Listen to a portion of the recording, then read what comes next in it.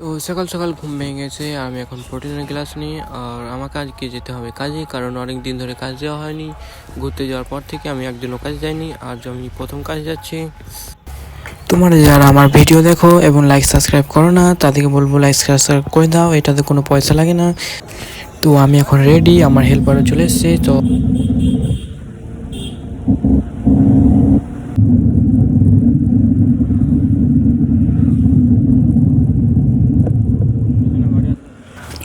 তো এইখানে এক পুকুর দাঁড়াতে হবে, কারণ ওর কাছে মুড়ি আছে, ঘুগনি নাই, সেই জন্য ঘুগনি নিতে গেছে।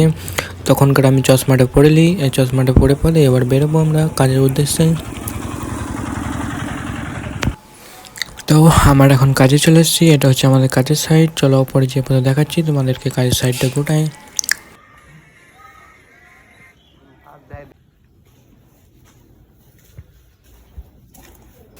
তো আমি এখন উপরে চলে এসেছি, এখন আমি আরও উপরে যাব, একদম ছাদে যাব।